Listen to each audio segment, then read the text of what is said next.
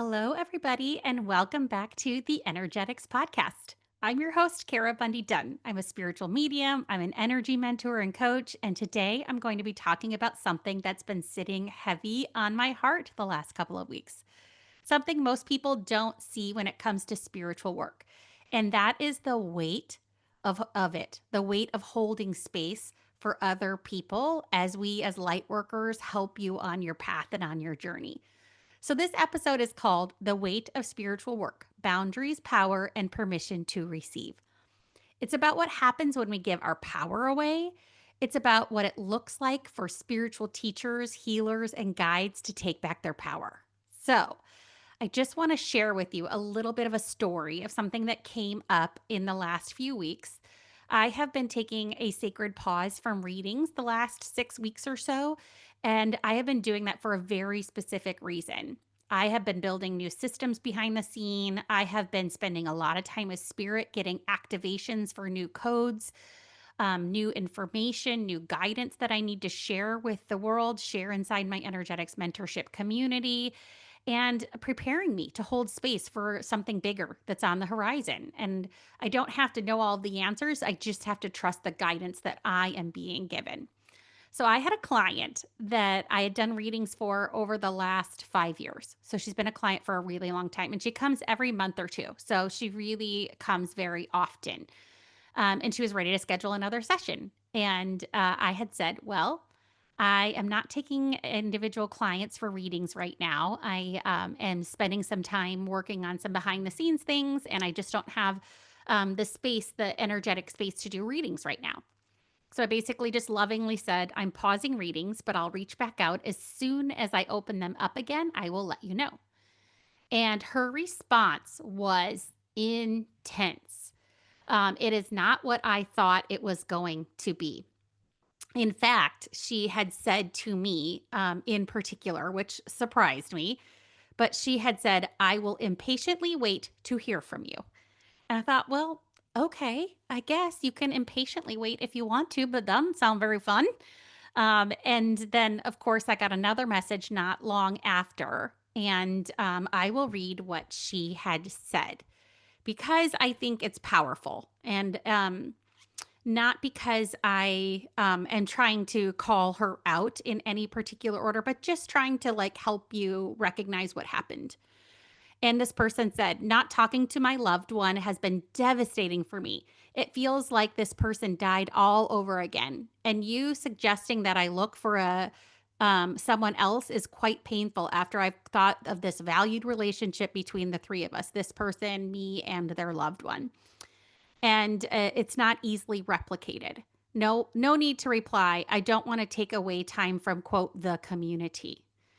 And I responded to this person and I said, I am genuinely sorry for the pain that this has caused you. That was never my intention. I am trusting what my angels and guides are asking me to do. And I recognize the discomfort that that is causing for you. I know that I will do readings again sometime soon, at least in a limited capacity. And I will let you know when that comes. And I'm just following the guidance that I have been given. And this person's response was, I'm not sure I could ever do a reading with you again. No worries, none of your concern. And so I'm not sharing this because I'm judging this client. I'm sharing this because it happens where we give our power away to spiritual teachers, to pastors, to priests, to therapists, to mediums like me. And we're really just meant to be a mirror and a vessel of growth and expansion for you. But you are meant to do the expansion. You are meant to have your own sacred connection of how you connect to your angels and your guides and your team in spirit. Um, and so I really could feel the heartbreak of this person. I could feel how emotional it was for them to be like, oh my God, am I never going to be able to connect with my loved one again? I've been doing this for a long time. And it had become a bit of a codependent thing for her. And I just trust that I'm being guided, that I'm being asked to expand my capability set. I'm getting new activations regularly. Those things are being built into what I'll be sharing in 2026 as I build the work behind the scenes for what I'm going through and what I'm expanding into. And I don't ever want to cause pain for someone. But if there was ever a reason for me to double down on my mission, which is you are your own sacred channel. You deserve your own divine connection with your team and spirit. Do not outsource that to someone else. Take back your power. Make that sacred connection with your angels and guides so unbreakable that you know what they're saying and you trust their guidance all the time. I have mentors. I have people that help me all the time, but I do not expect them to give me the answers. I expect them to help shine light on something that I'm maybe not seeing in my own field for some reason. So I just want to share this with you because I really truly feel like it happens a lot where we give our power away to someone else and we expect them to do the work for us. And because I care deeply about my clients, like they're like literally, I feel a huge sense of responsibility to honor the gifts that I have been given, to honor the wisdom that's being instilled in me on a cellular level. And I pour my energy into my readings. Every message that I share, every one on one coaching client, every voice note that I leave them, every person who comes into my energetic field, I pour my heart out to them. I open myself up willingly. I allow myself to enter into the quantum field to receive wisdom and guidance for them. And it takes a toll on my physical body, especially mediumship channeling. It is energetically hard on my body. What I like to explain, and this isn't true for everyone, I'm just sharing my own personal experience of what it's like to channel for others. I feel like I took an SAT test or an LSAT law school test, right? Or a bar exam or whatever it is, like nursing boards. It feels like at the end of a day of channeling, I feel very fatigued. My body is like buzzing, like, let's go. And my brain and my head and everything happening up inside my brain that allows me to access parts of my brain that are not normally used in everyday life. Um, that feels fatigued. It feels foggy. It feels like it needs a deep rest. So my brain and my eyes twitch like, and they feel heavy, and my brain feels tired. But my body wants to move. So I often will go for a walk, get outside, sit in nature, but sometimes I just want to curl up in a blanket and take a nap because that's what I feel like my body needs to do the work that I do. So I'm not saying this because I want you to feel bad for me. I'm not saying this because I'm like, oh, poor Kara. She gets so tired when she channels. Like, no, it's not about that at all. It's just about understanding that when my angels and guides are guiding me to set boundaries, to initiate new codes within me, to step into my own power, to hold space for my worth and what they're asking me to do, I just am reminded that they're doing that for a reason.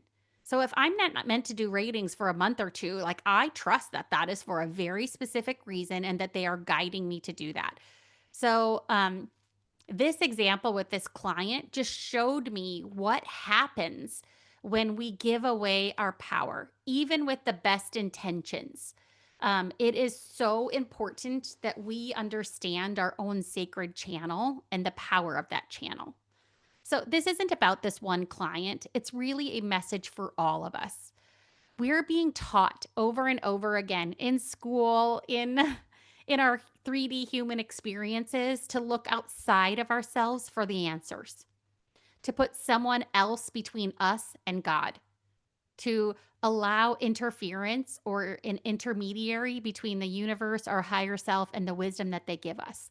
Whether that's a priest or a pastor or a therapist or a medium or whoever that is that we seek counsel in, a best friend. So, the truth is, truly, if you can take one thing from this podcast episode, it is that no one else can carry a sacred connection for you. It is for you. It is your own divine sacred connection. And no one else can do that for you. Not a medium, not a healer, not a teacher. What they can do is open a door. What they can do is provide a mirror to you. But it is upon you to walk through that door. It is upon you to study the reflection of what they are mirroring back to you. If you work with a coach, it's the same. They can say everything to help you expand, but you have to embody it. You have to own the power of receiving. And, there's not a lot of people that talk about the energetic cost of holding space in the quantum field. But when we open ourselves up to be channels, we're not just sharing messages, right? We are downloading codes from your ancestors. We are downloading energetic vibrational vibrations and frequencies. And we have to honor that as such a sacred thing. And when Spirit told me to pause to calibrate, it just reminded me that I'm a human and that even though I have this ability to tap into the quantum field and pick up on frequencies and information that you just haven't learned how to do yet, like I also have to honor the sacred rest, reflection, renewal, recharging, whatever season I am in, I have to honor that. Just the same as I'm coaching you to honor your seasons too. And so sometimes you feel guilty, if you're a people pleaser like me, which is one of my big lessons to overcome that people pleasing. But when you're like that, you think like, I just want to give, give, give, give, give. But the reality is you have to receive too. You absolutely have to. And it's just upon us to learn how to do that. And, I think there's this like unwritten rule for spiritual teachers in particular that you're meant to be completely selfless, that you should always be available. You should always be giving. You should always be in service to others. And a lot of people think you should do it for free. And when we set boundaries, for example, charging for our work, that can trigger certain people. Um, this particular client happens to be very affluent, come from a very affluent family. And this particular client that I'm talking about right now paid the lowest rates of anybody I work with because they'd been there for a long time. I valued their relationship. They came often. I felt like giving them a deal was the right thing to do, which is also a big lesson for me. And I truly think that when I paused my readings, this brought up some feelings of loss, abandonment, anger, frustration, sadness, all of these low vibrational feelings that this client had been working to get through kind of came back in full force. And I totally understand that 100%. I do. But it also reminded me of how many times I have been questioned by friends, families, other people like in the community that think I should not be charging for readings. I had somebody say to me recently, I really want to get a reading with you, but oh my gosh, it is so expensive. Like, I don't know. I just don't know if I can do that. And some people truly can't. This person could. But, the reality is what it takes for me to do a reading for somebody is a significant amount of energetic work. I could not go like a dentist where you could do 8 or 10 patients in a day. I can't do that. I can do a group reading like inside my community. I may read 20 or 30 people in a 2-hour span, tapping into their loved ones, their guides. So I can hold a lot of energetic space for others. But I truly believe that there is this like sacred exchange that happens when we give and receive. And money is just one form of giving and receiving. It just allows us to fill our cups to be able to then serve others. Um, so I'm not like saying, oh, this is why certain mediums cost so much. But the reality is, like, it's not like it's something you need every single day, every week, every month. It's not like physical therapy every week. You could get a reading and not need one for 6 months, not need one for a year, especially if you're taking back your power, as I'm talking about. So it's interesting that we often put a lot of pressure on ourselves to give from an empty vessel. And I truly believe you cannot be your very best vibrational self if you're serving from depletion, if you're serving from a place of empty. So it's just like another layer of lesson for me in that exchange. Like, oh, not only is this person not standing in their power and I am their crutch, I am also charging them the least amount of money. And my guides and angels are calibrating me to a newer vibration, a higher capacity, a higher frequency. And I truly think they're allowing some of this that isn't a vibrational match for me to fall away. My feelings weren't hurt. I wasn't offended by what this person said. I just understood that there was an energetic exchange that was out of balance and that this was the universe's way of course correcting it as well. And then this happened again. Okay, so like things happen in when I'm learning a lesson that I then share with you, things happen in multiple examples in my life to bring light to a particular lesson that I meant to share. So a few days later, a friend called me and they were spiraling. They were like, I need to make these big decisions. I'm like, I don't know what to do. I'm freaking out. Like, what are my guides saying? What are my angels saying? Tell me, tell me, tell me. Like, help me. I don't know how to help myself.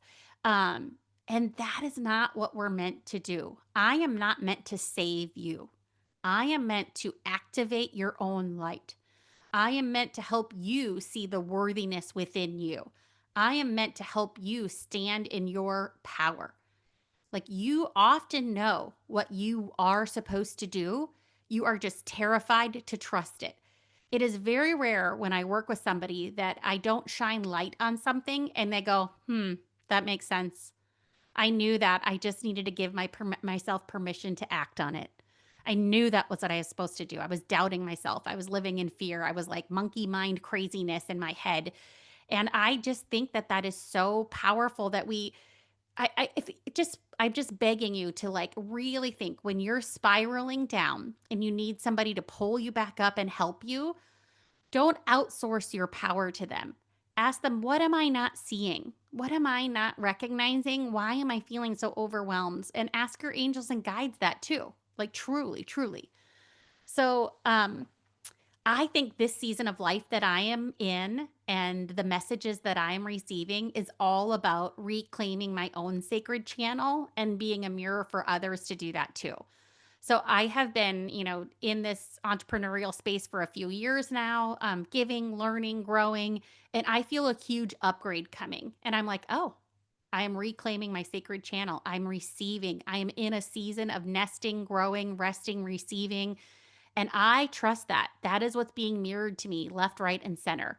So see what's being mirrored back to you because your teachers, your mentors, your coaches, your healers, mediums, intuitives, therapists, priests, priestesses, nuns, like whoever it is that you go to for guidance, they're just there to be a reflection for you, to help you open up wisdom within you. And if you are somebody right now who is like outsourcing your power and outsourcing your energy and asking everyone under the sun what you should do instead of looking for the wisdom within you, I invite you to pause. I invite you to put your hand on your heart and I ask your team in spirit, what do I already know that I am afraid to trust? And then listen. The power lives in the listening, in the receiving of the wisdom. Don't question it. So, what's going to happen is your monkey mind is going to go, okay, yeah, but what if I did do that? Then this could happen, and this could happen, and this could happen. And you will spiral down even after you get the intuitive hit of the wisdom of what your guides are telling you. So, just think about that. Think about how you can take that as one lesson today, that boundaries are sacred, that these containers that we're expanding into are allowing us to allow more love into our lives, to shift our energetic frequency, to allow guidance to come more clearly into our channel. Um, and that this spiritual work, this expansion that we're on, is this journey of giving and receiving and trusting the balance of that we are meant to give and receive and that we are meant to stand in our power. We are meant to have our own sacred channel. So I just want to thank you for being here. And I want to just encourage you, if this message resonated with you, share it with somebody else and see if maybe it resonates with them too. And continue to learn to trust the voice within you. So until next time, keep releasing, raising, and receiving your vibrational frequency. Can't wait to talk to you again soon.